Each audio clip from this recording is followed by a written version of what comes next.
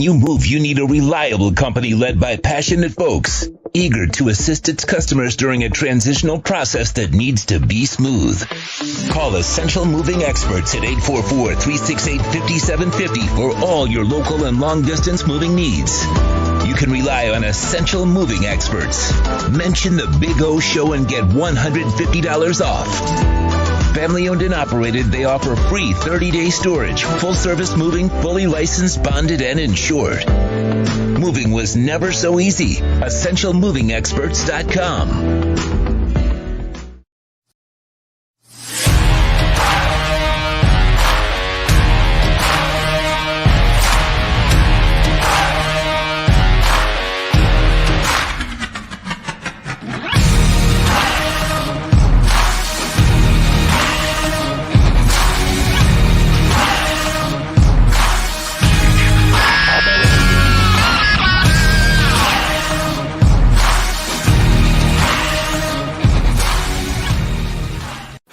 Statements or beliefs expressed on the following program by the host, guests, or callers are not necessarily the opinions of FantasyXS.com, Media Group Inc., ownership, management, sponsors, or website.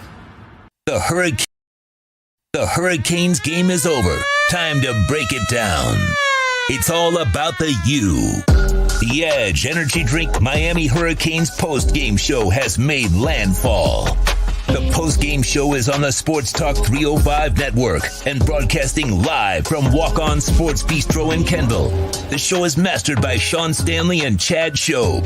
Visit WalkOns Sports Bistro in Kendall at 9065 Southwest 162nd Avenue. Enjoy WalkOns authentic and mouthwatering Louisiana cuisine prepared fresh from scratch. Closes daily at midnight, 7 days a week. Here's your hosts, Orlando Alzugaray and Mike McCoy. Oh, welcome back, Hurricanes fans, and not a good one as the Hurricanes end up on the short end of the stick against UNC. That was tough. But expected. It's not like we're sitting here surprised and shocked that they ended up losing this game. Unfortunately, it sucks. But, you know, some of the things, and we talked about this, Mike, throughout the game, it's hard to run an offense when you can't run the ball. Yeah. No. And you're very one-dimensional. It's really difficult overall to kind of go out there. And let me tell you something. They gave them a game. Yeah. They hung in there. UNC, for me, was the better team overall. And I was kind of baffled that even Vegas had Miami favored in all of this. But I got to give them credit because it was a game that maybe started off kind of ugly because they marched down really quickly, and then you're like, oh, man, what are we in for? And then all of a sudden they were able to fight and stay in the game, so I give them a lot of credit. But the little mistakes, whether it's Al Blade staying out of bounds, whether it's Mallory with a key drop after having a terrific game, actually, really played a good game, and he had a key drop. And then, you know, I thought Tyler Van Dyke had a really good game, and then he had some key turnovers also, you know, in the process. It was one of those frustrating games that you had to be closer to perfect in order to pull it off. I mean, you hit the nail on the head when you say, you know, it's going to be hard to win any game when you're running 24 times for 43 yards, netting 1.8, under 2 yards a carry. Tyler Van Dyke threw the ball 56 times today. That's a career high. Threw for 497 yards today. That's a career high. And just the timing on that interception was terrible. But that's not where the game was lost. Like you said, he played a good game. Mallory played a good game. Miami was down to their third offensive center, okay? Had their injuries to two starters on the offensive line. That Knighton fumble is the one that probably did it for me. Miami did. Another key mistake. Yeah, another key mistake, you know. But defensively, Miami ended. It felt like Kevin Steele found out that offense at one point. You force Drake May, the country's best quarterback, you know, depending on who you talk to two interceptions, doubled up on his season total of interceptions today. That defensive line was starting to provide pressure. They were getting to him, but you would figure with as balanced as Miami likes to be, that if they're able to run the ball for at least maybe even close to 100 yards, that they would, probably come away victorious. But even with that being said, last time I looked at the box score, I'm going to pull it up right here. Miami led the game at the half in terms of time of possession. They end the game 29-10 time of possession, UNC 30-49. You can call it even, but with balanced as Coach Cristobal likes to be, definitely didn't run the ball as effectively as he wanted to. But and then another mistake. I know you said it was a 53-yarder, but that Andy Borregala's field goal was makeable. You make that field goal, you're talking overtime. I get it, but he had the leg. I know, but I just have a hard time telling a young man, professional in today's NFL. Maybe I'm a little disappointed you didn't hit the 53-yarder. I just have a hard time telling a college kid, yeah, you didn't hit a 53-yarder. You're the reason why you didn't win. No, definitely not the reason. I just, you know what I'm saying? I just kind of have a hard time holding that one against him. I can hold the interceptions against Van Dyke. I can hold the turnover by Mallory or the drop. Right. Whatever. I can the rooster. Yeah, the fumble. It looked like he had crow's fingers. That's why he dropped that stuff. So, I get those. I can give them blame there, but man, hard for me to pick on that young man. No. Of course. No. Yeah. It was just disappointing because, it's probably one that he normally nails. Yes. That he would nail maybe 8, 9 out of 10 times. He had the leg. It was just slightly left. But enough blame to go all around. The good thing that if you want to take something away from this game, and I'm not one for moral victories, Miami didn't get flattened. All right. They looked shaky at first. They adjusted. TVD seems to have gotten the cobwebs out of his system up until late where he had that lone interception. And, if I'm taking positives, Colby Young looked to be, even though it was a couple plays only, diamond in the rough at the receiver position, but just not enough running the ball, man. That's where you got to kind of hang your hat. Balance, man. No balance at all. And the defense seemed to have figured it out in the second half. So a couple of things to hang your hat on. No, listen, if you want to look at some of the other positives, you had a quarterback that went into the game with only 1 interception. You forced 2 on him. Right. So that was nice to see. But unfortunately, it's a game about winning. Yeah. And that's what Miami could not do in this game is win. And in the end, that's what all of you are going to be happy with is a win. You're not going to be happy with being close or coming up short. This isn't like you're facing Alabama or Georgia that you're seriously outclassed and you hung in there. No, these are teams that you're supposed to be hanging with and beating. And as I told you in the pregame show, you start to look at the talent of North Carolina and the talent of Miami, and that's what's changed. The talent level of Miami has gone down, and that's what Mario Cristobal has to do now. He has to find a way to pick it up. Yeah. We're going to talk to Manny Navarro. He'll join us. We'll also hear from Mario Cristobal. We're coming to you live from WalkOns in Kendall. This is the myedgedrink.com Miami Hurricanes postgame show, live here from WalkOns in Kendall. And again, we're going to be out here for all of the Miami Hurricanes pre- and postgame shows. Next week, we're going to have a bunch of giveaways. So we're going to have some fun. We're going to get some raffle tickets, give them away. And during the game, we'll give some stuff out. We'll have some fun. So we'll talk to our friends at Caneswear and Perdomo and all kinds of good stuff. So we will have fun out here next week with all of that. And Edge Energy Drink is going to be out here also. So that's going to be a lot of fun here at Walk-On. So please come on out here and join us next week for our pre- and post-game shows. So we'll have some really good fun, and hopefully we can cheer on for a victory. Halftime, it wasn't, it was pretty close overall. It was a contest that could be had, and that's one of the things that, at least when you come out of this game, you had your opportunities. But the question is, Mike, what do you do? What do you do to close that gap? You haven't been able to close the gap on certain games here, and that's why you've lost 3 in a row now, because you can't close the gap on certain games. The Middle Tennessee game, there was no gap there. That was an ass kicking. That was, that was an ass kicking. You had no gap. The gap there was way too big to overcome. But in Texas A&M, you had opportunities. You had opportunities here. And how do you get to the point where you play some clean football and you stop making the mistakes that end up costing you games? Well, I mean, everybody's going through it. All right, I'm not everybody's going through, but everybody goes through it at some point, especially when you have a new staff or whatever the case is. Learning how to win. Right now, Miami they haven't learned how to win. You got to get that one, whatever it takes, whether it's a wild bounce here or there or some luck or whatever. Once you find a way how to win, all right, you build on that. But until that happens, you're going to keep finding ways how to lose. And right now, that's what's happening to Miami. Florida State, with all the talk that everybody's thought how sorry they were going to be, they're finding ways to win. They're losing to the teams that they're supposed to lose to. And LSU's a dumpster fire, so they probably should have won that game, FSU. So they're winning the games that they're supposed to, right? Miami was supposed to lose against Texas A&M.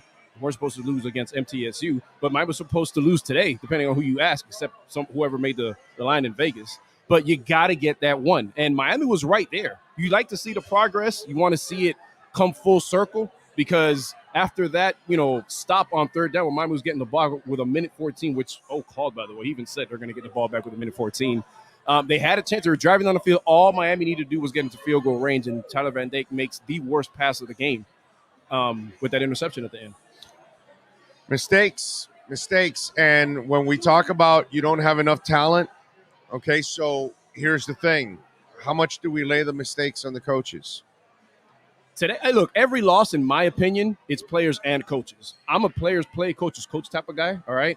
That MTSU loss, to me, was a 90% on the players, all right? Well, that's where you and I are completely different. Right. I'm on the coaches on that one, and this one I'm on the players. This one you're on the – I mean, look, Mallory had a key drop. Close. Mallory had a key drop. Rooster had a key fumble. Moragala's on the miss, which we just talked about. It's hard to blame him. Van Dyke.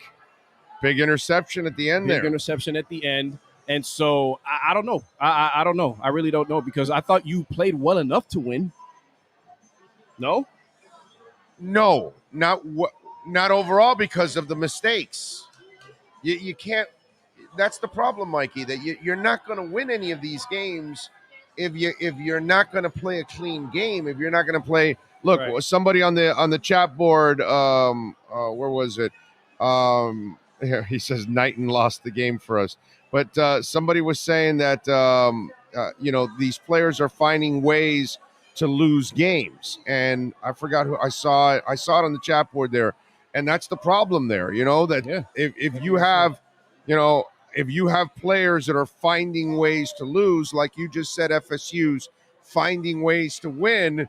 So then what are we doing here? Are we crediting the coaches and Mike Norvell for getting the players turned around? Because I got to tell you, the Mike Norvell era did not start off well. I wasn't impressed with the guy whatsoever. Mm-mm. I thought it was a mistake. I thought Dion's coming pretty soon. And then all of a sudden things start turning around this year. I'm going, well, maybe I was wrong. This guy, maybe he can turn it around. Who knows? And he's in year, 2 or 3 of his process? Let Mario get 3. I think it's 3. Yeah. Let Mario get there, right? But, again, like you said, they're finding ways to win, whereas Miami is not right there yet. And FSU's also right now getting into the gauntlet of their schedule. They lost one against Wake, and we'll see the next couple games. But Wake's pretty good. Wake's pretty good. Like I said, they're getting into the gauntlet of their schedule. Yeah. Let's give Wake. Let's not call Wake Forest what they normally used to be. Wake Forest. No. That's They've actually done a decent job there with that football. It's like, dude, I'm sorry, but Kentucky can play football now. Yeah, no, okay? I guess a bunch of basketball schools in that top 25, like we said in the pregame. There's some schools now that they actually can play some football, man. So, but when you look at, I'm sorry to cut you off. When you look at, third down efficiency, Miami 5 of 15, not what you want. No. The key of the game for me, number one key of the game for me, I talked about it all pregame, getting off the field on third downs in Miami too many times throughout the game. Did not do that on third and obvious, not 3rd and 4, not 3rd and 3, not 3rd and whatever the case. I'm talking about the 3rd and 9s and the 3rd and 11s and the 3rd and 8s. Miami could not get off the field. UNC 7 of 14 on third downs, 2 of 3 on fourth downs today. And we talked about, the quarterback, May. He was the second ranked quarterback according to PFF in terms of his grading on third and fourth down situations. It was, by the way, give you the stats. May finished 19 of 28 for 309 yards, 2 touchdowns, and 2 interceptions. Hood was the leading rusher. He got banged up towards the end at 13 rushes for 74 yards. May was the second leading rusher, the quarterback, 14 for 53. He had most of those, by the way, in the first half of the game. He didn't really rush nearly as much. He had 41 yards in the first half. So he only picked up another 12 in the second half. Jones was the leading receiver, 2 for 80 and a touchdown. Downs, who caught a ton of balls, 6 for 69 for 1 touchdown in the game. For Miami, Van Dyke was 42 of 57 for 496 yards, 3 touchdowns, and an interception. And really, considering that defense, that's not a lot of points that you put up. No.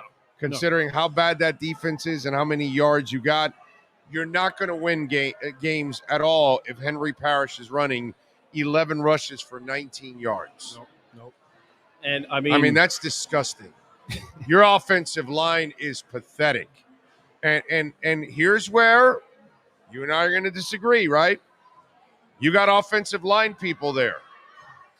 And I get it. You're on your third center, but you got to find a way to get more production out of the running game if your offensive line people are, supposedly, and I know they're good, but they're not doing a good job of helping out in the running game, dude. I mean, 11 for 19.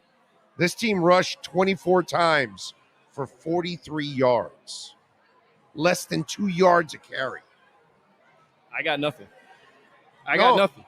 No, I got nothing. I got nothing on that. You look at UNC, who ran for 161, and I get it. Drake May had 53 of those, and then Hood, and then Hampton had 36. but Drake is something that is part of the running game. It's not a flukish thing. No. It's a normal thing. You know what I'm saying? No. It's not something we should dismiss like it was flukish. Oh, no. I'm just saying it's that part of the game plan. Yeah, no, 100%. I'm just saying outside of the running backs. Right, And, yes. and some of those runs, they weren't designed.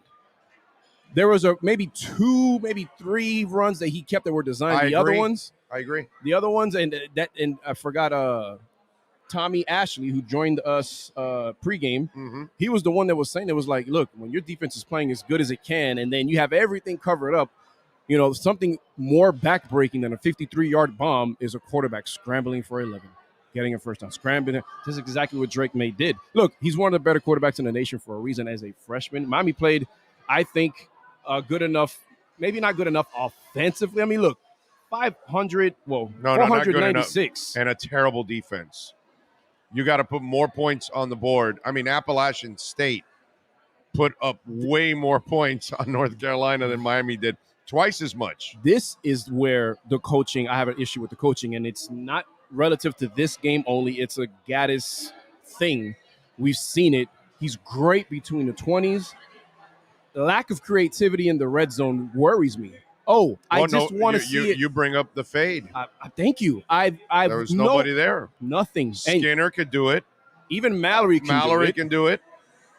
What's the Ladson. Yeah, the guy that caught the touchdown, Colby Young. What is it, Frank Ladson Jr.? Ladson Jr. Colby Young caught a touchdown. All right. There's plenty of guys. And by the way, I keep saying this, you don't need a 6'3" and taller receiver to run a fade. I've seen, Braxton Berrios catch fades. I've seen Stacy Coley do it. Well, as long as you play big.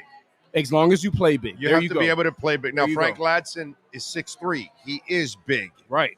You know what I'm saying? So I like that, but there is no – I'm with you. Now, having said all that, and and so far Gaddis has not won me over, Canes Nation. I'm sorry. I'm not impressed with Josh Gaddis. But to his credit, I got to give him a little love. At least he sped up the offense for Tyler today.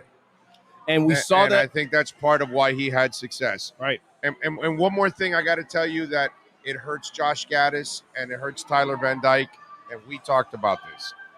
So I'm looking at it at halftime, right? And I mentioned this to Mike. At halftime, your leading pass catchers, Mallory 4 for 69, Knighton 1 for 41, and Skinner 2 for 39. Your leaders are 2 tight ends and a running back. So now the game ends. Will Mallory is your number 1 guy, 8 for 115.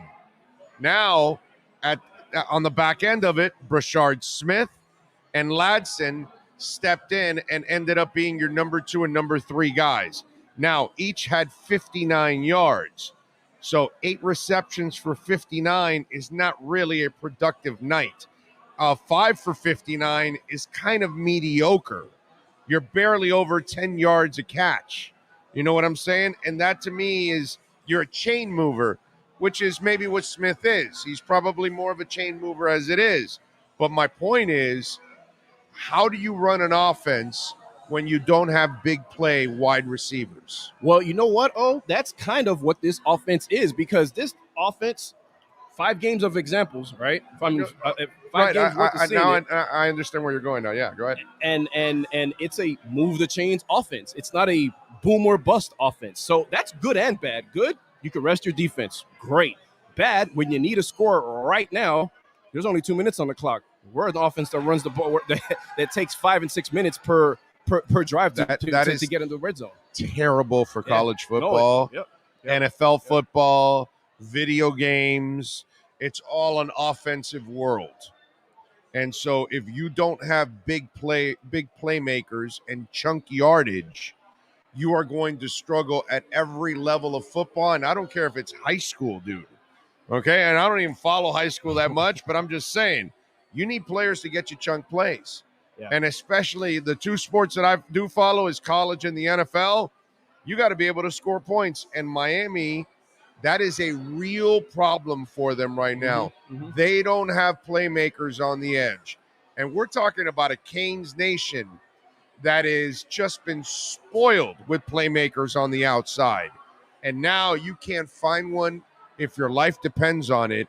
And to me, that is a major problem. You can't run the ball, and you don't have players that can get big plays on the outside. Will Mallory had a great game. 115 yards on 8 catches. He had a fantastic game. I know he had the drop, and that drop's going to stand out. But the problem is you put Will Mallory in the middle of your offense and saying, dude, you're our end-all, be-all. Sorry, he's not that player. You can't do that to him, and that's the problem too. Do you remember what the MO for Gaddis was? And everybody was excited about it, so everybody cannot go back on their word right now. Okay, and I'm not saying that you're one of these people, but the general consensus that everyone was excited about getting Gaddis was what? He, uses his he caters his offense to the strength of his team, and that he loves his tight ends. That's what everybody was loving because, Skinner, Mallory, Arroyo, this and that, 2 tight end sets. I can't wait. Run heavy, have 2 tight ends. Everybody loved it. You can't go back on it now.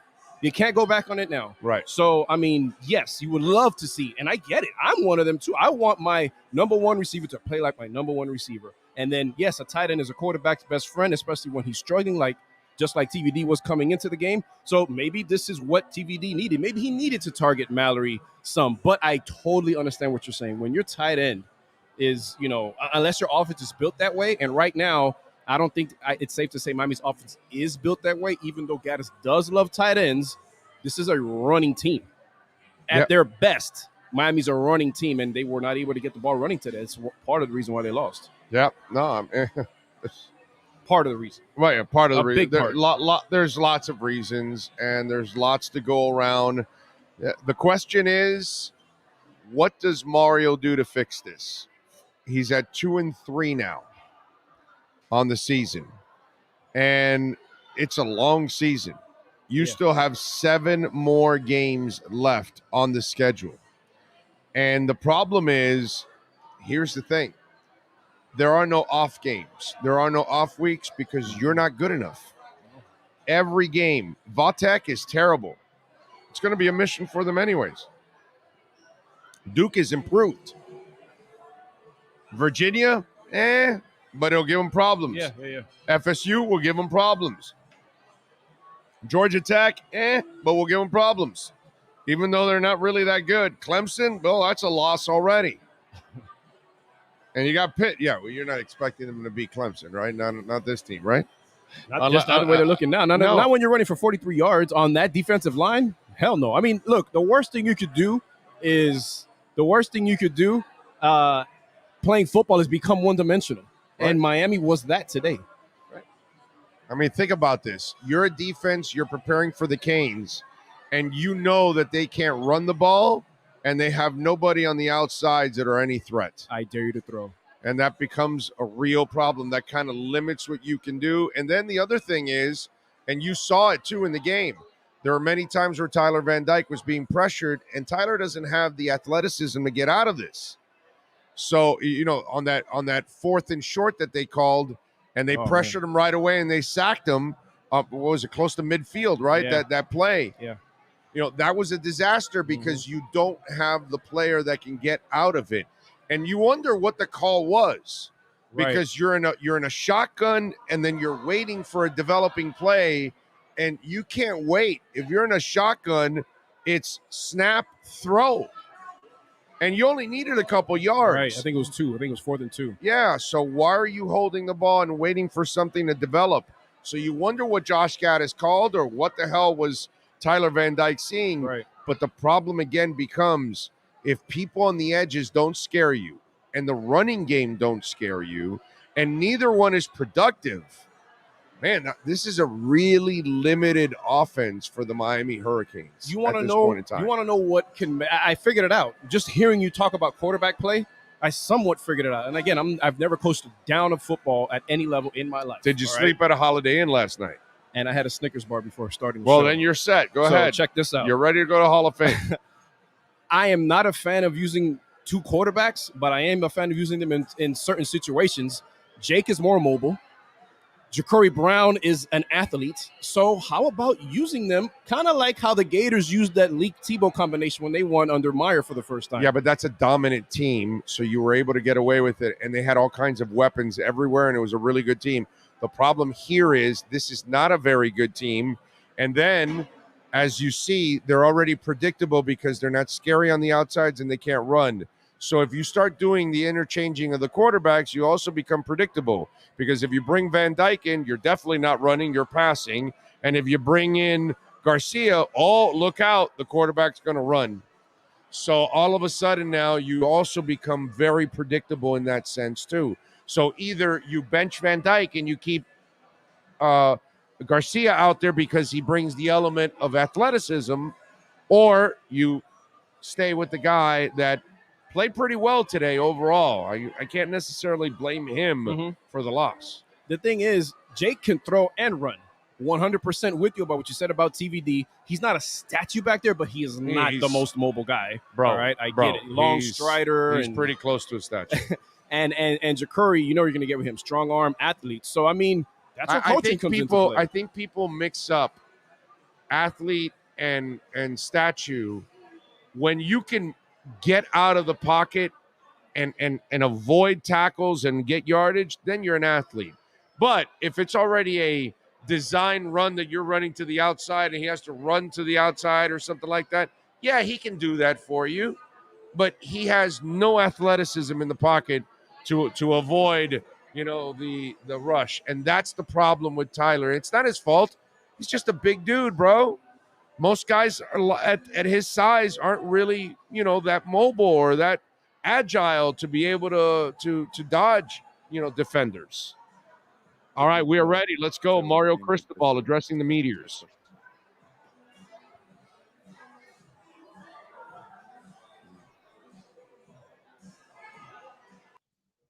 Quarterback sneak didn't go in. Wide zone, running back cut inside. The 3 technique versus Bear on a wide zone with a wing. Not supposed to happen. Supposed to stay outside. The pass at the end, obviously, they had eyes for it, so didn't get it done. No, won't be. Right.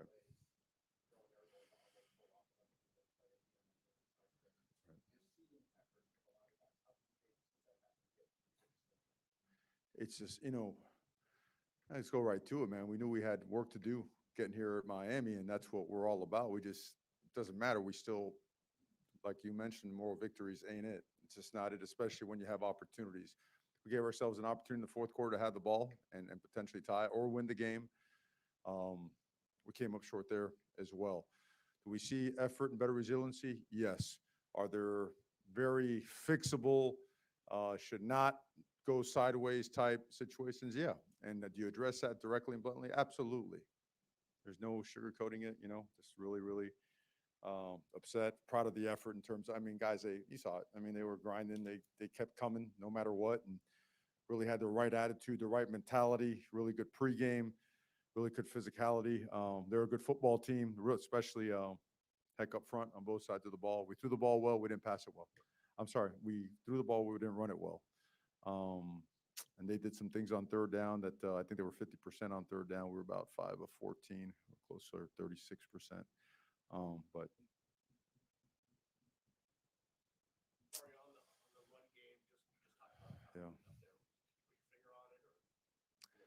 yeah, I got to get on the film and see what's up because some things look like they're there, and all of a sudden it's 1 yard, or no yards, or 2 yards, and you run power and you got a good double team and you feel like you got to kick out on the 9 technique, you should, it should be a successful play.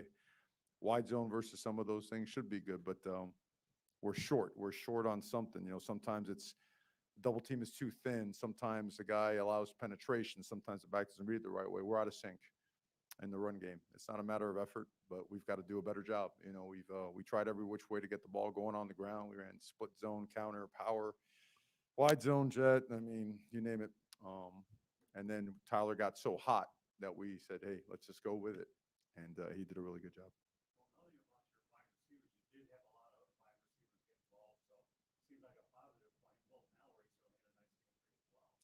Will did a great job. Frank continues to do really well. Burchard is a guy that's really stepped up, particularly in his habits. And sitting down and meeting with him and his family, it's obvious he's an awesome young man. And he just started putting in time and work and just cut out all the nonsense and the BS and has really stepped up in a big-time way. So proud of him, fired up for him going forward. He's a young guy, and he's got a world of football ahead of him. We expect to be a good playmaker for us. Good to see Kobe Young step up and do what he did as well. Jaleel Skinner, man, he's a great player. And, he's obviously in a bad place right now mentally because he was trying to get out of bounds and he didn't. And, hey, lesson learned, but great competitor and a guy that, bottom line is, look, we got to continue to work on issues that are preventing us from being really good and not sidestepping, those things. So.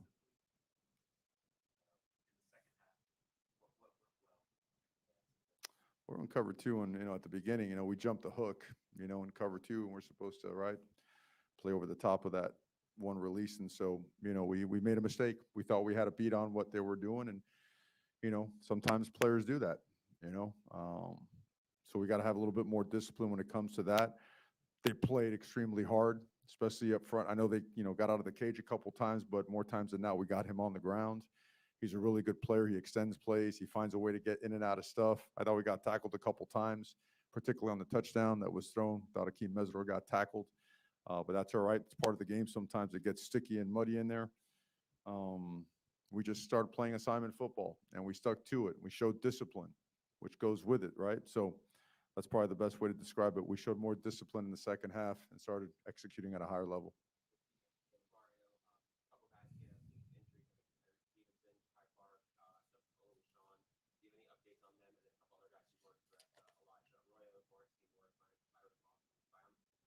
Elijah will not be returning for the rest of the year. He had a pretty significant injury.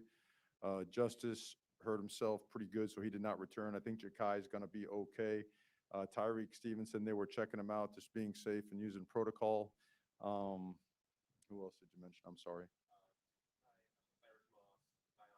Yeah, Cyrus had a dental thing that he couldn't dress or whatnot, but he's fine now. Lauren Seymour is coming off of, he should be back by next week, should be a full speed player. You're welcome.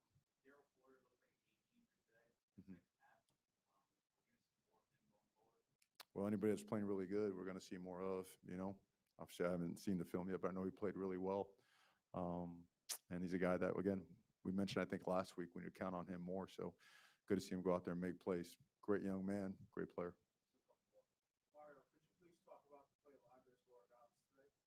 Yeah, he, what was he today? Can you guys give it to him as 2 for 3? Is that what he was? 2 for 3. 2 for 3, kicked the ball deep. He missed one. I thought the snap was high. So getting that snap down and trying to kick that thing, that throws the timing off a little bit. He's always been excellent. He's been really good. I thought his onside kick was on point. We stepped out of bounds. We're not supposed to do that. We're supposed to stay on the field of play. Unless we get pushed out of bounds, we'll have to look at that on film. And he's been accountable the entire year. I'm sure he would like to have that one back. Right. Well, they're one of the reasons I came to Miami. Yes, sir. They're one of the reasons I came here. I mean, I've been watching Miami football since I was, since I can remember, and going to the Orange Bowl. And look, man, it's why we're here. It's why we're here, and we're all about it. We're all about the work and the lumps that come with it, and it stinks and it's painful to deal with. But you know what? That's what we're here for, and gladly ready for whatever comes with it to make sure we get back to a certain level, and that's what we're gonna do. So, obviously, and I appreciate you guys being here. We're right back to work. Okay, thank you, guys. I gotta say, that would be a lot better if we raised the mics there. I do love that he doesn't mince any words. That's my style. I love that. He knows it's a shit show. He inherited a shit show. It's a shit show. We all know it's a shit show. And they've got to go out there and fix it. And he knows it. And he sees it, and he's trying to correct it. But he inherited a group of players that they can only do so much. And the screwed up part about tonight is you see the Jalen Knighton, drop. You see Mallory, the interception late by Van Dyke. Al Blades stays out of bounds. The other kid couldn't get out of bounds. You could go through all of that, right? And then throughout this entire freaking game, they had 3 penalties for 28 yards. 3 penalties for 28 yards. So they had enough discipline not to make a lot of mistakes in that sense. And they've done this a couple times already, because early in the season they did that also. And then they had the Middle Tennessee game where they had all kinds of mistakes and all that kind of stuff. But because I remember in the Texas A&M game, they didn't have a lot of penalties either in that game. And it's just, he sees it. He's telling you exactly the mistakes they're making and everything. And he's very well aware of it. You know what I mean? And there are zero excuses. So to me, at least I like that, because I hate when people make excuses about anything that they do. Just call it like you see it. You did it, you didn't, whatever, move on. But no excuses. I'll say that. The thing is, you know it. I know it. Mario knows it. But not everybody knows it. Because there's idiots in the chat right now. I'm done. Gaddis this. Mario that. Mario's trash. No, dummies. Well, that's gonna happen. But that's gonna happen. There's no patience in this world. Dummies. And by the way, this will build as the season goes on. Mike, get ready for it. Oh yeah. Oh, I'm ready. You're gonna have more and more people get completely off the Mario Cristobal bandwagon, and they're gonna blame him, and they're gonna say, well, he doesn't have it, and all that kind of stuff. And so this is part of the game that they're playing, unfortunately. I just want to see continue because look, there was a loss today, right? 3 games skid, 3 losses in 4 weeks because of the bye week last week. Did you see progress today? It sounded like you just did. It sounded like you did. Here's my problem. In some respects, there was. It's like this because you played like this kind of in the Texas A&M game where you moved the ball between the 20s. Remember, you were so excited about the yardage, and I said the yardage doesn't mean anything if you don't finish it off. You're right. So that's what this season has been. You have your moments where you make stupid mistakes. Right. You have moments where you don't. You have moments where you're making all kinds of penalties, and then you don't make penalties.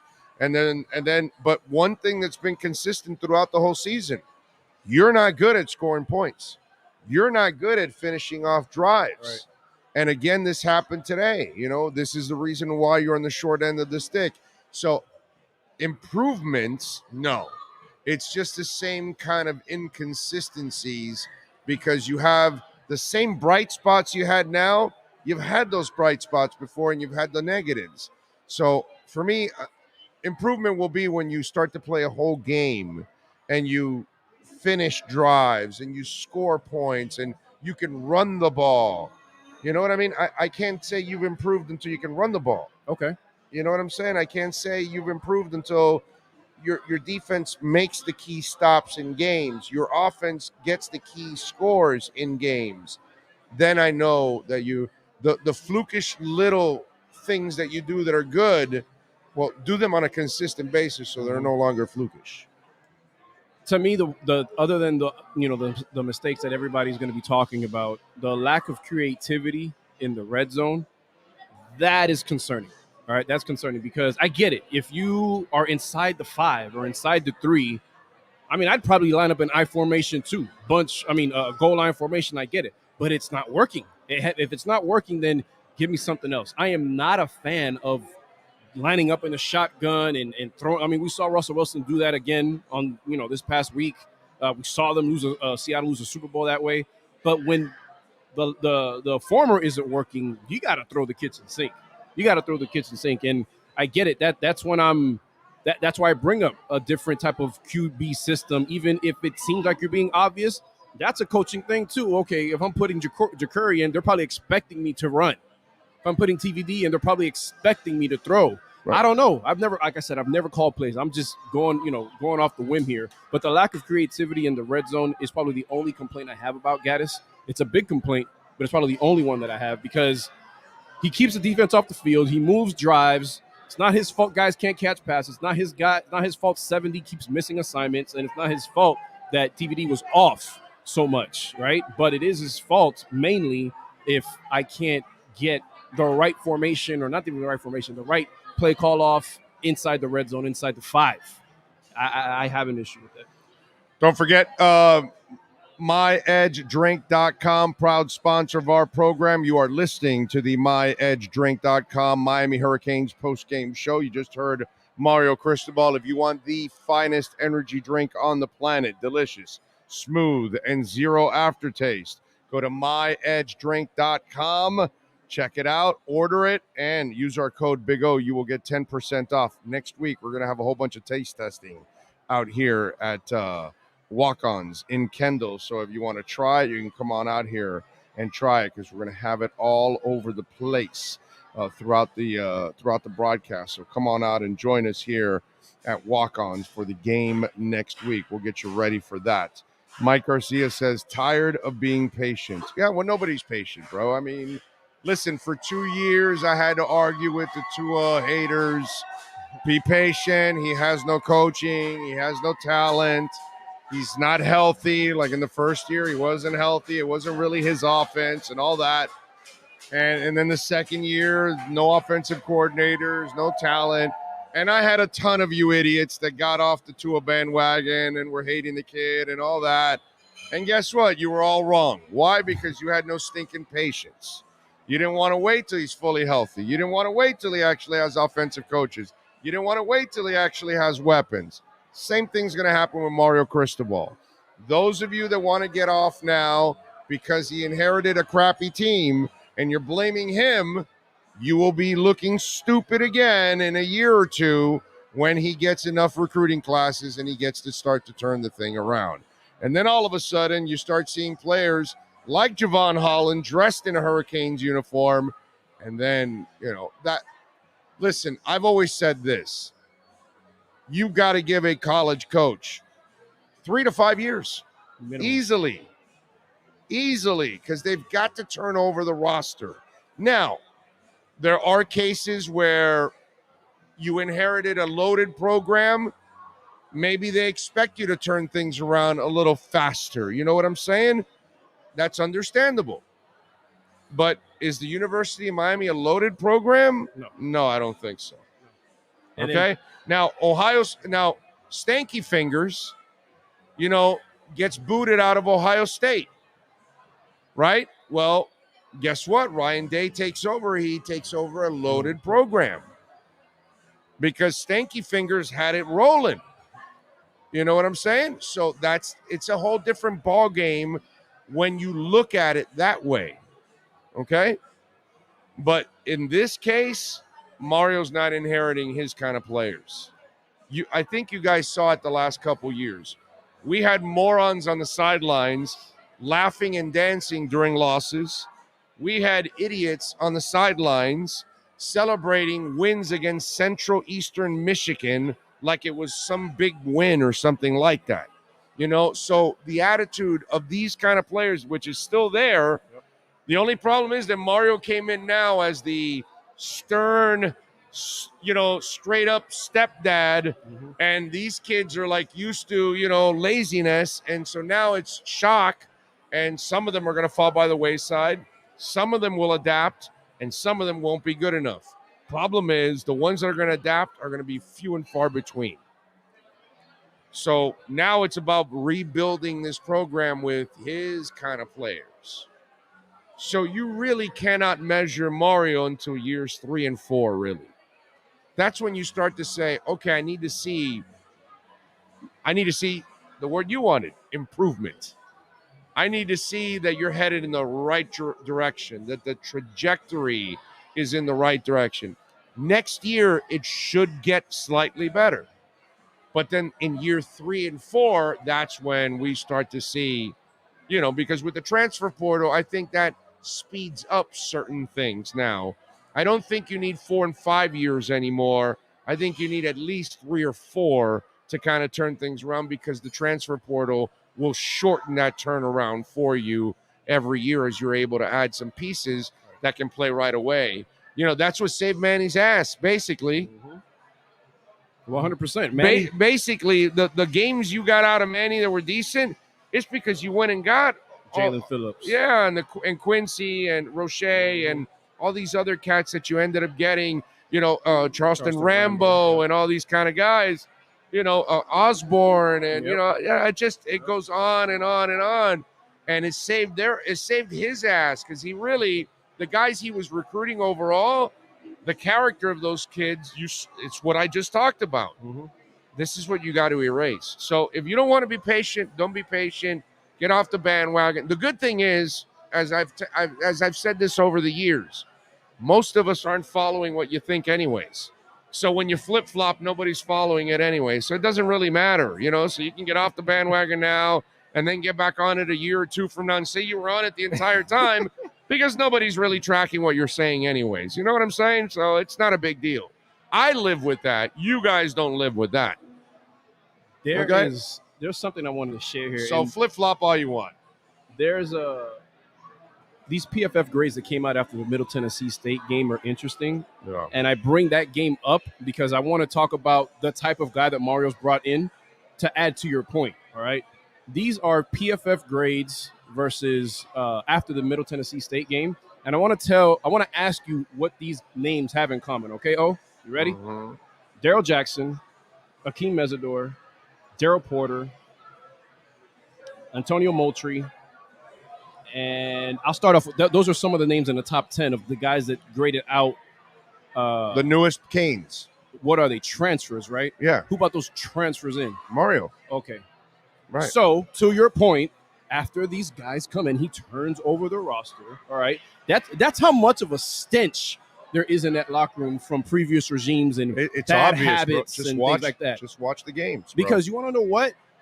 It's not like if Manny didn't leave the cupboard completely bare, because Manny brought in good classes. Look at the COVID class. Leonard Taylor, James Williams, 2 5-star guys, these Palmetto guys, Romello Brinson, all these running backs, Thad, Rooster. These are guys that were wanted by the Clemsons and the FSUs and the Bamas and Ohio States. Everybody wanted these guys. So the cupboard was not totally bare, but bad habits, all right, are all over the place. And that's big when you don't have chemistry, when you have bad work habits. And then when you don't adapt to coaching, when you don't adapt to actual coaching, which Miami probably didn't have a good grasp of in the previous regime, it's a culture shock. 17 guys transferred out, which was a good thing. But it's the point that I'm trying to get across. I'm trying to easily 17 more will transfer in this offseason. Easy, no doubt.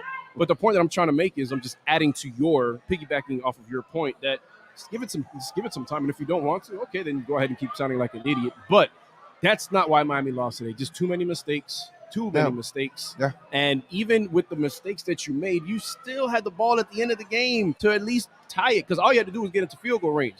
Miami is this close, guys. Miami's this close. And I get it. I'm tired of it. But guess what? Miami made the first step that they were supposed to make, getting rid of an administration that didn't care in the athletic department and a real coaching staff with real leadership. And you build from there. Yeah. All right. Another good thing that I think you could take from this game is I don't think it hurts recruiting that much, because they didn't get their asses kicked. Yeah, no, you're right. Actually, this may not hurt recruiting. May not hurt. Well, we recruiting. talked about this in the pregame, that if you lose a respectable game, Right. Listen, no, the problem with all of this is when I say, oh, when you lose a respectable game, you're like, oh, I'm tired of this, bro. I've been watching this for 20 years. What do you mean respectable? It's been disrespectful for 20 years to me. So today is just an extension of all the crap that's gone on since the early 2000s, when they were actually, a great program. So I get it. I understand all of that. And, I see Troy Ortiz, who's notoriously a negative person on the chat board as it is. But he's like, oh, be patient. I've been patient for 20 years.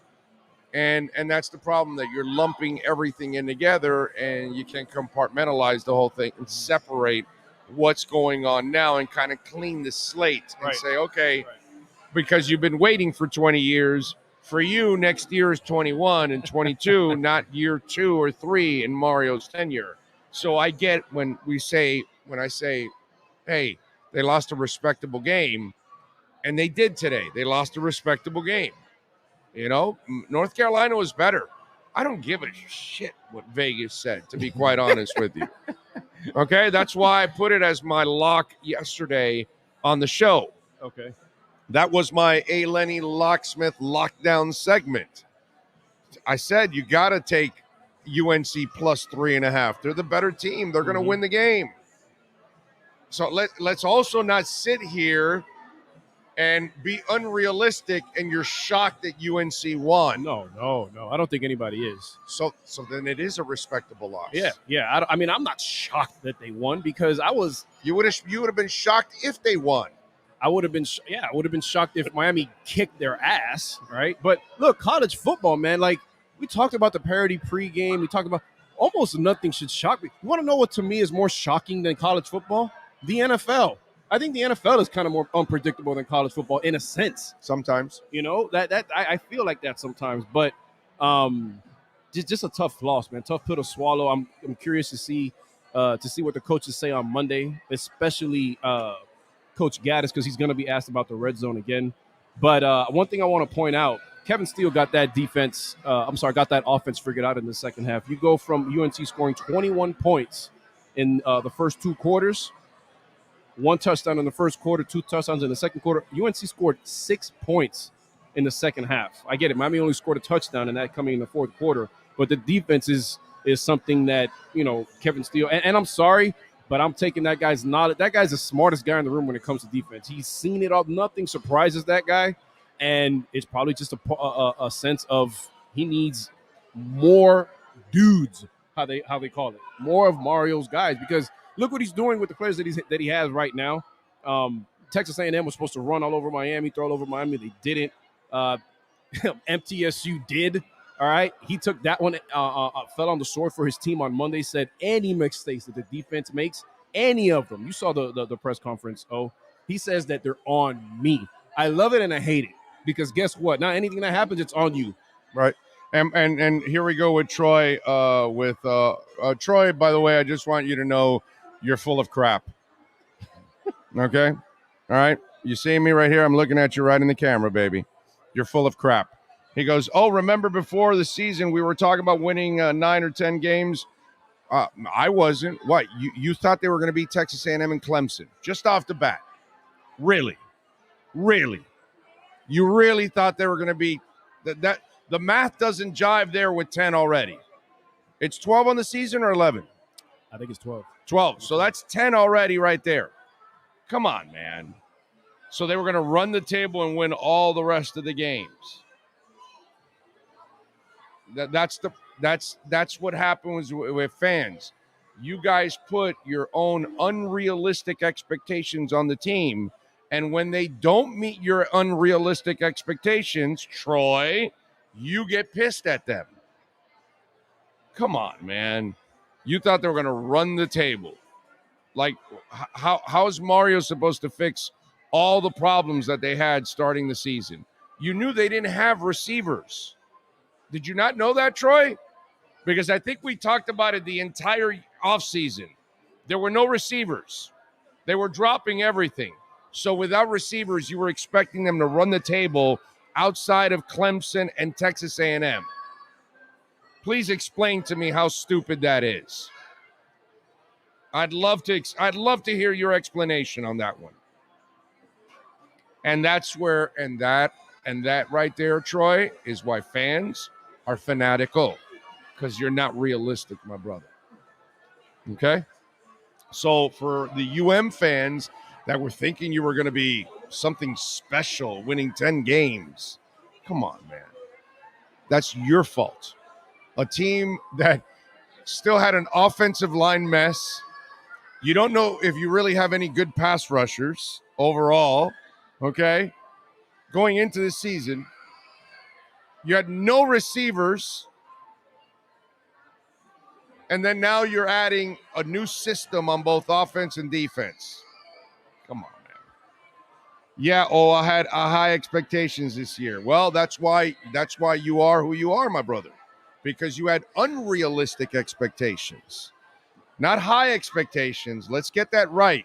Let's use proper English. You were uneducated and you had unrealistic expectations. Okay? It wasn't an educated opinion, Troy. If you had high expectations, you're not educated on this. You want to keep digging yourself in a hole with me here? Because I'll keep burying you even deeper if you want, Troy. Oh, be nice. No, I mean, it's just ridiculous. Let's go. Let's go. Up next for Miami, Let's go. At Virginia Tech Lane Stadium. The last time Miami was there, COVID year, they pulled out a win. Manny Diaz found a way to get that done. It's going to be a 12:30 kickoff, okay? 12:30 kickoff, Lane Stadium, next Saturday, the 15th. For all as bad, and all talked about it, is Virginia Tech has looked, you can't take anybody for granted. I know that they lost to Old Dominion, all right? I didn't even know where Old Dominion was until I had to look it up. They're in the state of Virginia. Like, I had no idea. But you heard Coach Cristobal, no Arroyo, all right, for the remainder of the season. Somebody told me that they saw him at a Publix on crutches and a knee brace, all right? Who? Arroyo. Oh, okay. Right? I mean, not that he was – you know what? Well, he just said he was done for the year anyway. So you can't miss something you never had, right? Because it's not like if he was incorporated into the offense. Right, yeah. He should have been, but he hasn't. Right. And so that's what's up next for Miami, another ACC game. Well, you know what? Somebody's asking, and this is a good question. Big O, is it fair to say Mario and his staff are doing the best they can with what they currently have on the team? I will say, I think overall, yes, but I'm going to put a little caveat. Josh Gaddis, not very happy with him. Okay? Because he waited till now to add, although he added a little bit of hurry up last week. Middle Tennessee State, yeah. Not as much, but he should have added it from the get-go, from week one. And to me, that is bad coaching on Gaddis's part. So now remember, Gaddis is not a guy that's worked with Mario for years. So this is new to him because remember, his guy stayed in Oregon, if I believe. Yes. Correct. He took another job. He took a head coaching job, actually. Yeah, he got a head coaching job. So Mario couldn't use the guy that he's been with as the offensive coordinator, so he hired Gaddis. So there might be a little bit of a transitional period between the two and trying to figure things out. I'm sure he's being respectful to a point of you got to let the coach and see if you get the results. You know what I'm saying? But it's a great question you ask because I'll tell you this. I'd like to see Mirabal and the offensive staff get a little bit more out of the offensive line. I'm not telling you to make them beasts because you don't have beasts there. But I'd like to see a little bit more production out of the offensive line. And then on Gaddis, I'd like to see more production on offense and more and creativity, like Mike has mentioned, and a great point that he makes. The fade pattern is not there, and you have big bodies, and you don't even try it. And that's something that you don't even need to execute. Yeah. Just go out there, go land over out there. Let me throw you the ball. There's not much executing there. It's win the 50-50 battle, right? Yeah. So, So my answer to that would be, I think Mario's doing overall a pretty good job with what he has, but two of his assistant coaches, I'd like to see them get a little bit more. I don't think they're maximizing what at least they have. Let's put it that way. Again, it's not great what they have, but they got to be able to do a little better than what they have right now. That's a fair assessment, and I don't disagree with that. You want to know what I noticed today? And I'm sure I'm not the only one that noticed it, but I think it was TVD's very first touchdown pass. I forgot who he threw it to. That was off of an RPO, all right, where he was successful, where he looked like a Heisman.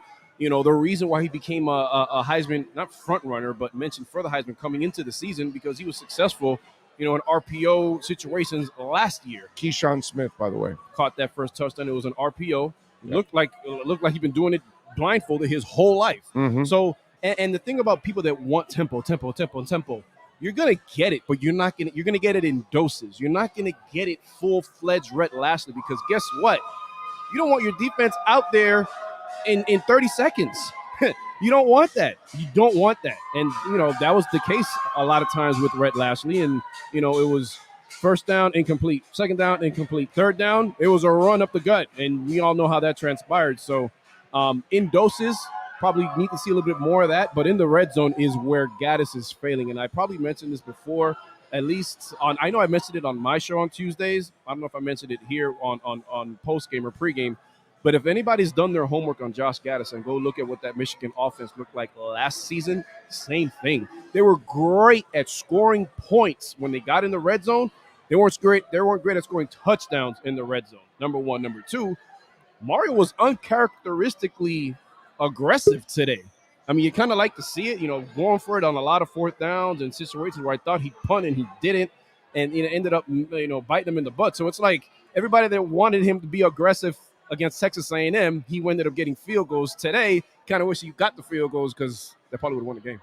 All right, let's get to it, baby. Let's get to our Caneswear Miami Hurricanes post-game report with, of course, the one and only Manny Navarro. Manny? What's going on, guys? I got to tell you, listen, man, I know it wasn't perfect. They made their mistakes. They hung in there, man. I got to give them credit. Listen, I didn't pick them to win. I didn't expect them to win. I told everybody take North Carolina in the points. I had no idea why Vegas picked them. So I'm not going to sit here and act surprised that North Carolina won. But overall, yeah, did they have chances? Could they have avoided some mistakes? Yeah, but I got to say they hung in there at least, man. I got to give them a little credit for hanging in there. I agree with you 100%. No, I mean, I think ultimately here, this is it's a tough game to swallow, because it's the same mistakes that beat them, right? You give up the big play, you get in the red zone, you can't punch it in, you lose a fumble. Jalen Knighton, second game in a row, he loses a fumble, and then drops, right, at different opportunities where you could have made a play, and you just, you know, brain slippage, so to speak. So, you know, it is what it is, man. They're 2-3. I was worried this was going to be much worse. Oh, you and I talked about it. I thought North Carolina would have won this game by 2 touchdowns. And in the end, you know, they showed me something in terms of not quitting on Mario and quitting on the season. And the one thing I'll say is, you know, yes, North Carolina won today. Yes, North Carolina has the tiebreaker over Miami. But just look at the Coastal Division, right? Georgia Tech's won 2 games now. Anything can happen. And I'm not saying Miami's going to turn their season around and run the table now. I still think is a flawed team. But I would say this. I don't think 4-8 or 5-7 is going to happen anymore. And that was my fear, that they would emotionally break down in the locker room and just quit. And today, at least, they showed me that's not in the cards for them. That's not the team that they want to be. Go ahead, Mikey. Thanks for coming on, Manny. Other than what Coach was talking about in the post game and you know, talking about mistakes and everything like that, what kind of sense do you get from, I don't know who else spoke in the post game, other players or what have you, but Coach looks like he ran a mile before getting to the podium. He looked like he was on one. Yeah. are the guys down? Because as a fan, you look at the game, I kind of feel like how I did after A&M. It's like, even though it's the same thing, it's a loss. It's like they're right there. Do you get that sense from the players, or are they like, man, when are we going to figure it out? How are we going to figure it out? Is it more of an up team or a down team right now? Yeah, I mean, that was my number one concern too, man. Like that was my question to all three players that spoke. I was in there for Tyler, I was in there for DJ Ivey, I was in there for Will Mallory, those three guys. And then somebody else came in, but I left because I wanted to come on and talk to you guys. My feeling is like I said, the locker room hasn't given up. Now, are they going to be able to get up, for every single game going forward? Are they going to play this way? I don't know. Injuries happen, transfers happen, guys become selfish, right? But right now, in this moment, I don't get the sense from Tyler or any of those guys. I asked all three of them, do you get the sense this locker room's going to fall apart? And the answer was no. Our guys are together. And I think, again, Miami was 2-4 last year. This is the third time since 2019 they've started 2-3. They fought back and made bowl games each of those seasons. I think that was my number one concern after what I saw against Middle Tennessee State. This team's going to quit. Everybody's going to separate. There's going to be transfers because that's what these kids do nowadays, right? They think about themselves. I think right now, leaving the stadium, my opinion is that's not going to happen with this group. Manny, there were a slew of recruits there, a ton of them. We talked about this in the pregame show, and we talked about it with Gabby. If it was a respectable loss, which I have to call this a respectable loss, I don't think it was going to hurt recruiting. Now a disgusting loss, that might have crippled recruiting there, and you might have had some kids running out of the building pretty much. So what are you hearing, and what do you feel about that? Yeah, well, I haven't had a chance to talk to any of the recruits yet, but I did talk to Larry Bluestein before the game. And Larry, of course, is just as plugged in as anybody here in South Florida when it comes to, recruiting and so forth. And we talked about it pregame. He said, look, in his opinion, the majority of the kids are saying, I want to go to Miami because I feel like I can go in and play right away. And that matters to a lot of the kids. I don't know what Gabby told you guys pregame, but I think the feeling, my experience as well, is as long as it's not an embarrassing defeat, right? As long as it's not something that makes them feel like the program is lost and the players feel like, hey, I can come in and help. I think that helps Miami. So I think as long as there's no more Middle Tennessees on this schedule, right? No more losses to bad teams, and they show up and they play the way they're supposed to, then I think you'll get buy-in from the recruits. Well, hey, next week, brother, Vatek, that's a terrible team. Yeah. You better win that game. And you know what? Agree. You're not going at nighttime where everybody's liquored up in Blacksburg and all that good stuff. Nah, it's a 12:30 game. They haven't been able to drink a lot of moonshine. You got to take advantage of it, bro. I agree 1,000%. I'll be going up to Blacksburg for that game, so I'll be up there to see and gauge the temperature pregame. But again, my feeling coming out of this, the fact that they fought back in the second half, right? And the fact that, down 21-7, that to me was such a key moment, that drive where Tyler led them down the field, threw the touchdown pass to Henry Parrish in the end zone where you had a guy draped all over him. Mm-hmm. That score and then the pick right after, it was like, okay, they got this jolt of energy. My feeling, okay, my fear always is the broken locker room. And I think as long as they can avoid that, then they're going to get better, and they should win some games, because I do think the coaching is better. I think, we could sit here and criticize Kevin Steele, right, and say, hey, why are you still giving up 74-yard touchdown passes? Why are they still hitting on 52-yard posts over the middle? Why aren't guys covering what they're supposed to cover? They shut down a pretty good quarterback after that. After they got to 21, 2 field goals, 2 interceptions. They kind of got their act together. The 2 interceptions is double what he threw so far going into the game. Correct. And so, look, is North Carolina a playoff team? No. Is North Carolina going to win the ACC? No. But they're one of the better teams in this conference. You've lost 3 in a row to them, 4 in a row now. They're not a bad team. Mac Brown's a good coach. They've got a good staff. They've got talent. They're the 3rd most talented team in the conference, based on what the recruiting rankings tell you. Hey, Manny, one of the things that I told Mike in the pregame, I said, you know why I fear this game? Well, just look what's going on the last couple of years. Mm-hmm. Is it Miami's quarterback in the NFL? No. Is it Miami's running backs in the NFL? Is it, you know what I'm saying? Like North Carolina is starting to produce more players going in the NFL than Miami. And And here we go, freshman quarterback coming into town, and you're like, they got another one. Yeah. You know, it's like, and the pregame guy that we had on, he was like, everybody said that he would be better than Howell. It was, and people were like, "You're crazy! That how's May going to be better than Howell?" And sure enough, he's been better than Howell, and that's why you have to respect him, dude, because they're actually getting better talent than Miami, and that's where Mario has to get back to. He has to get back to bringing the elite players here. Yeah, and look, recruiting. The only way you're going to change things here is by recruiting not just talented players, but hungry players that hate losing, and don't want to accept it. Like, hey, this is going to kill me. I'm going to be angry over this for a week until we win a game, until we start to get things right. And that's just in the DNA of guys, And ultimately, Mario has to recruit his own players here to get them to start playing the way that he wants them to play, to show the kind of attitude that he wants them to show consistently. So we'll see. Manny, you're not allowed to be patient on this show. Sorry.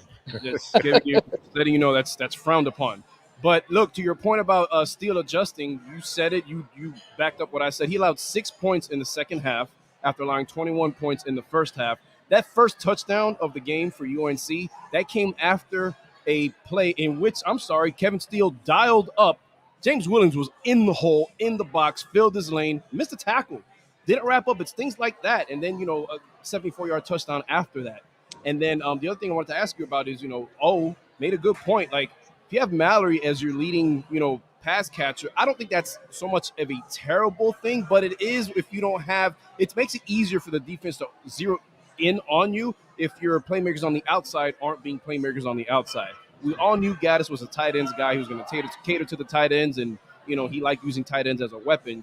But with Arroyo being out, I thought we'd see a little bit more of Brantley. They didn't.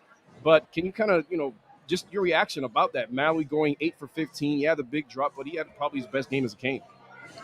Yeah, I tweeted out that he ate his Wheaties because he looked like a different guy, man. He really did. He looked like so motivated to really do well. Yeah. And listen, Will's a super nice kid. I hope he does. He continues to have the kind of season he has tonight. The rest of the season. Will he be that guy consistently? I don't know. I've never really seen him be that consistent. I hope he does. I don't think it matters who catches the ball as long as Tyler Van Dyke is having the kind of night that he had tonight, where he's putting up numbers and the offense is moving down the field. Now, look, I thought Gaddis called a good game except for 4 plays. Okay, in the red zone, that was horrific. I think outside of that, wait a minute, the 4th and 2, where Dyke is in a shotgun, and you're like, yo, and he's waiting for a play to develop. What play did you call? Because it was short. It should be snap and throw, and you're waiting, and you end up getting the sack in midfield. And I'm wondering, what play call did they make? And listen, kudos to them, Manny, because they were aggressive today. They took some chances on 4th down several times. So I give them props for, hey, man, we can't screw around. If we got an opportunity, we need to, take advantage, because we don't get a lot of points in the first place. Right. No, look, 5 plays then. I'll throw that one in there as well. You got to hit the slant on that and just get rid of the ball quickly and just pick up the first down. Outside of that, though, look, he made the adjustments for TVD. Okay, he did. He let him run a more of a spread tempo offense, like we all were saying he needed to do. Right. The bottom line is they're just not having success running the football, and that's a problem that they've got to fix now. And look, it looks like Justice Oluwashun has a serious injury. He's your starting right guard. Ja'Kai Clark came back, was on the sideline in the second half, even though he was knocked out of the game. I don't think that injury is as severe, but you're going to have a new starter on the offensive line. Zion Nelson's going to have to come back here at some point. They need him to play one of those tackle spots. You can kick DJ Scaife inside. So I think that'll help the running game when Zion comes back. But, look, 41 yards rushing today. I think they had 43 or something like that against Middle Tennessee State. 1.9 yards rushing.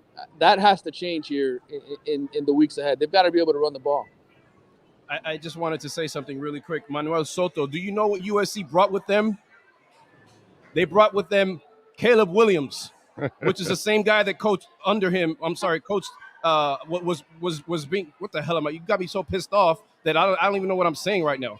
Go look up Caleb Williams, okay? And stop saying that USC turned their program around when Caleb Williams was at Oklahoma last year. And they probably have the best receiver in college football. Thank you, sir.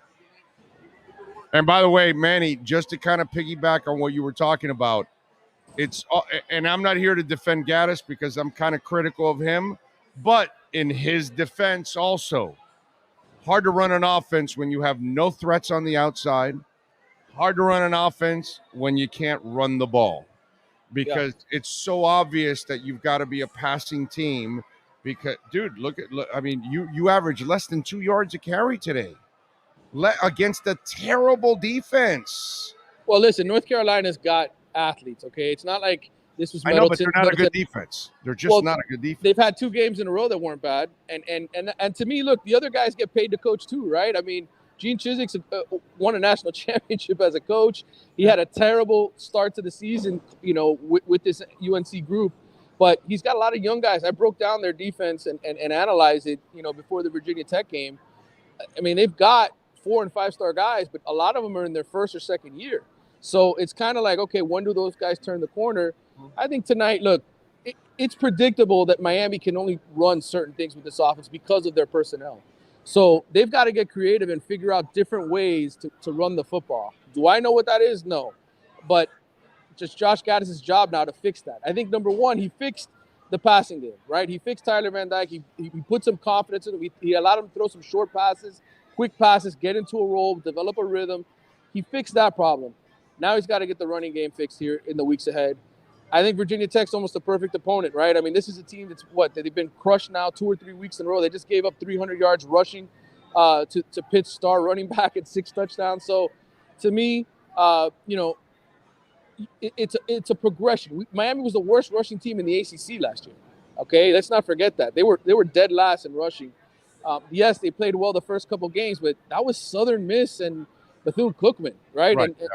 And so, again, it's one of these deals. Guys are banged up. You don't have Zion Nelson. I'm not looking to make excuses for the guy, but I just think it's sort of like you have to put out one fire and then move on to the next. Yeah. And right now, the most important fire that needed to be put out was that you got Tyler Van Dyke playing at a high level again. And as long as that's happening, you have a chance to win every game. Follow him on Twitter at Manny_Navarro. Catch his work at The Athletic. Make sure you subscribe to The Athletic. Manny, as always, appreciate you, my brother. We will catch you again on Tuesday night for the State of Florida Gridiron Roundtable, my friend. Appreciate you. All right, guys. Take care. Good talking to you. You got it. There you go. Manny Navarro and our Caneswear Miami Hurricanes post-game report. If you're a Miami sports fan, then there's only one store to go to, and that's Caneswear at Miami Fanwear in Davie. They're your one-stop shop for all your inner Miami CF, Canes, Dolphins, Panthers, and Marlins merchandise. They have hats, t-shirts, game day jerseys, and so much more. Located at 2511 South University Drive in Davie, and open 24/7 online at caneswear.com or innermiamiwear.com. Call them at 954-835-5597. Caneswear, the spot where inner Miami and all Miami sports fans shop. All right. We thank Manny Navarro as always. And remember, folks, on Tuesday nights, this man does the Miami Hurricanes watch. And Gabby Arrudia is going to be joining him every single week there on the program. And I host the State of Florida Gridiron Roundtable with Manny Navarro, with Ira Schofel from War Chant, and with Kevin Brockway from the Canesville Sun. So we go around the state. We talk Canes, Florida State, and Florida. That is Tuesday nights, 7 to 8 p.m., and then 8 p.m. to 9 p.m. That gentleman there hosts the Miami Hurricanes Watch. So if you are a college football fan, if you're a Canes fan, you got some Canes talk for 2 hours. If you like your Seminoles or your Gators, well, guess what? During the roundtable, you'll get 2 of the guys that cover the teams, and they're on the beat and breaking it down. Ira Schofel has been an institution in Tallahassee for a long, long time, and Kevin Brockway's been covering the Gators for a while too, and in a couple of different stints, and he's covered them at the highest level too, even when Stanky Fingers was there running the show. And winning a couple titles. Kevin Brockway was also on the beat. So If you're a college football fan, make sure you tune in on Tuesday nights here on the platform. Subscribe. Make sure you hit the notification bell. That way you know when we're on. Remember, you can always make a donation to the program on Cash App or Venmo at Cash Big O Show. That's Cash Big O Show. You can even donate some Bitcoin if you want over on Cash App too. And, of course, we've got the Super Chat going on as always. So many ways. Reach out to our sponsors. Come on out here to WalkOns. Come on, join us next Saturday, man. We'll be here before they open. They open at 11 a.m.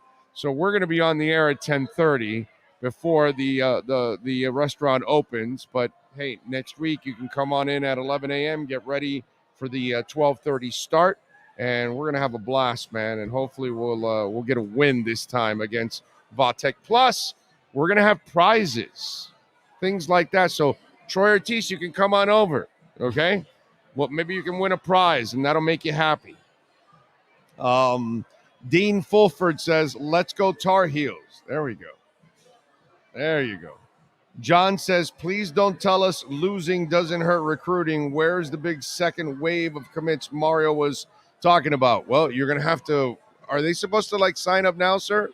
Hold up. Let me get this. So there's not recruiting going on. So – first of all, if Miami fans don't know this about Mario yet, I'll be the first one to break the news to you. He doesn't let anything leave the building. Okay, there's guys that Miami's recruiting that other schools think that they are not recruiting that Miami's totally in the fold for. Okay, that's number one. Number two, Mario doesn't leak anything to the media. Sometimes he leaks false information to the media to find out who's leaking the false information so that way he doesn't tell them anything anymore. We're not supposed to know anything as fans, okay? Because we're fans. We're not supposed to know anything about what's going on inside that program. So if there's no news, that's good news. Don't worry about when the second wave is coming. It's October. Signing day is in December. And by the way, there's another one. While to go, man. And there's another one in February. Have you seen any decommits? I'd worry about decommits more than I worry about another verbal commitment. Yeah, it's again, we're still only months into the process. We're not even a year into the process, so it's up to the folks, to those of you out there that want to show any kind of patience. You don't want to be patient. I can't help you guys there. I can't help you guys. I'm certainly not going to judge somebody that just took over. Am I happy with everything? No, of course not. Why would you be? They're 2-3. They got their ass kicked and handled by Middle Tennessee State. That was disgusting. And that falls on Mario and everybody there. There's no doubt about it. But it's not like, oh, my God, I got to fire him and go get a new staff. I mean, that's not the case right now. And Dabo Swinney started off terribly at Clemson. Lots of people don't start off well sometimes when they take over a new program that's been down for 15, 20 years. Not a program that was down for a year. No. There's a program that's been down for 15 plus years. That's a lot of losing. That's a consistent wave of having the wrong people and the wrong players in the building. You don't fix it in a couple months. So, it's just the way it is. And that's the way it's going to be. And if you guys don't want to, be patient, it is what it is. What are you going to do? I mean, to me as a sports fan, it's just, we're all adults in here. We're all been following sports for a really, really long time. I don't get how anybody knee-jerks in any sport. Well, it happens all the time. I don't get it, though, because if you've been doing something for a long time, don't you know what and what not to do and what not to expect?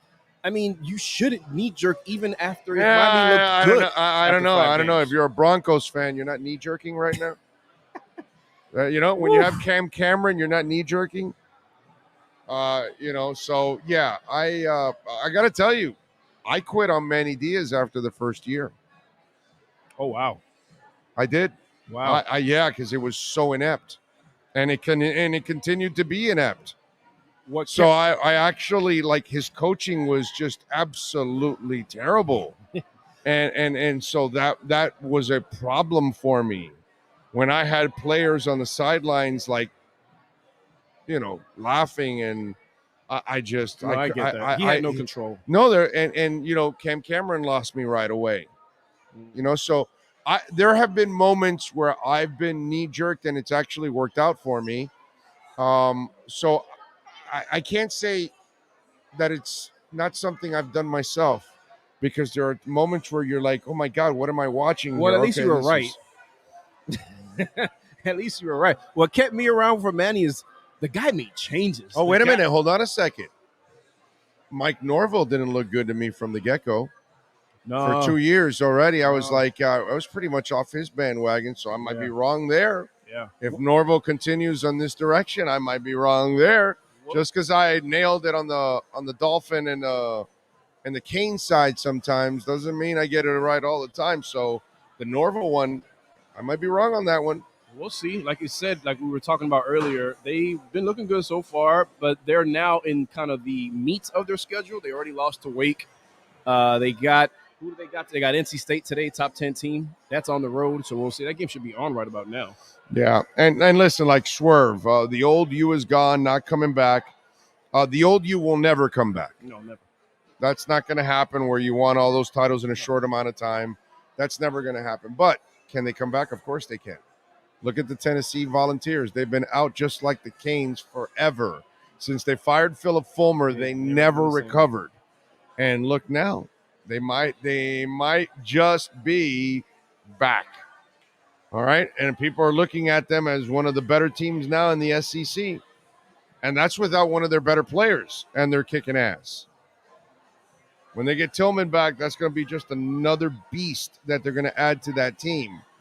If you have the resources, and this is the key, folks, they now have the resources. They hadn't had the resources for 15 plus years. That's why college football went, and passed them up, because they kept in the cheap zone of football, and they weren't spending and they weren't doing anything. This is the first year that they're now spending like the big schools and going and now being in the game for the big players. That's why, but it's going to take a little bit to kind of turn all of this around. It doesn't happen right away. And that's the part of the equation that a lot of you that are giving up, you're not thinking about. They never had the money to spend for top coaches and assistants. They never had the money to have the best resources. That's why they built a practice facility that's 80 yards. Come on, dude. You built a practice facility that's 80 yards. That's disgusting. Okay? And so now you're going to extend the building. Now you're going to make it the way it's supposed to be. Now you're going to do the things that you're supposed to do that you weren't doing in the process. So all of that's going to change. But that just started. Right. All these other programs, even if they've changed coaches, they've been spending money forever. So their facilities are sick. Right.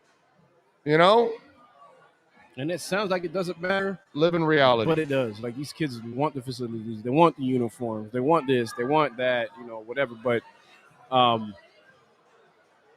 give me the guy that just wants to come in and work and play and loves football. And that's the type of guy that I'm telling you. Again, look at what I talked about, the grades, the individual grades from players versus the MTSU game. Let's wait for Pro Football Focus to come out with their grades for players in this game. I'm willing to bet two things. That number one, it's a bunch of guys in the trenches. And number two, it's a bunch of transfers that Mario brought in. Yeah. I'm just not the biggest on the PFF stuff. I'm not a big believer in their consistency, because they don't really, I don't think you can really measure it from play to play. You don't know exactly who you're facing. Like you talk about North Carolina's, let's say nose tackle today. Okay, so you face the third string center. So you graded out well. Great. Did you do it on a curb? You know what I'm saying? And so these are things that sometimes, like, so are you grading him the same? Are you grading the corner the same way when he's playing Northeast Valley Union and Alabama? Okay, you know what I'm saying? So he had two excellent games. So are the grades the same? I hear what you're saying. Or he had an average game against Alabama, but he had an exceptional game against North Valley Union. So that higher grade is lifting the Alabama grade. And so that's my problem with PFF. And they don't really know the plays called. So somebody may have made a tackle 7 yards down, after the line of scrimmage. So they're getting kind of a negative where they made the tackle, but actually it wasn't their tackle to be made. They came from the other side of the field. Mm-hmm. So are you grading them because that tackle is a lot deeper into the, you know what I'm saying? There are so many scenarios. I sat there once with a scout, and he gave me like 40 examples. Wow. While we were smoking cigars. Wow. I'll tell you another one. I'm like, I was just laughing my ass off there. And it's like, okay, you made your point. And, it's like one of those deals that the pros don't really use it because it cannot really measure from play to play what's going on, So it's like, oh, no, yeah, watch out. He played really well last week. Yeah, no, he played against a third-string defensive end. Yeah, no. Aaron Donald was off that week. It's like one of those kind of deals. So that's why you have to be very careful with PFF and their stats because it can't be accurate because it's not really the reality that is there. So we shall see. All right, next week it'll be Vatek. We will be on the air at 10:30 in the morning, getting you ready. So your requirement is to be here. We're going to have Edge Energy Drink. Lovely lady from Edge Energy Drink is going to be serving some up. You can mix it up if you want. We're going to have some prizes also. Folks from Caneswear. I'm going to talk to my friends at Perdomo Cigars. So we'll have all kinds of giveaways out here next week at WalkOns. So come on out here and join us. We got to thank Chad, who started it off, and of course, the executive producer of this entire platform, the man that masters it all, the master himself, the Sean Stanley. We got to thank him. We thank all of the folks that tuned in. Thank you for visiting our amazing sponsors and supporting us. Don't forget to hit the notification bell, hit the like button, subscribe. Mike, thank you as always, my brother. It is a pleasure to work by your side, sir. And we thank all of you, and we thank everyone out here, all right, at WalkOns. And we got to thank Jason Semino, the executive chef, who cooks up some delicious food out here. I'm telling you, man. Yanira, the manager, thank you, Yanira, as always. And Joe, the general manager, thank you all out there and all the great people out here for making it nice and easy for us. We'll be back here at WalkOns next week. We'll see you here, WalkOns in Kendall. Y'all have a great one. Have a safe night, and go Canes. This has been the Edge Energy Drink Miami Hurricanes Postgame Show on the Sports Talk 305 Network. Live from Walk-On Sports Bistro in Kendall. The show is mastered by Sean Stanley and Chad Show. When you're looking for the finest energy drink on the planet, you can only get it delivered to your home or office by going to myedgedrink.com. Use your code Big O and get 10% off an energy drink that's delicious, smooth, and has zero aftertaste. Please subscribe to our platform by searching Big O Radio Show on all digital avenues. On behalf of our staff, we thank you for supporting us. Have a fantastic week.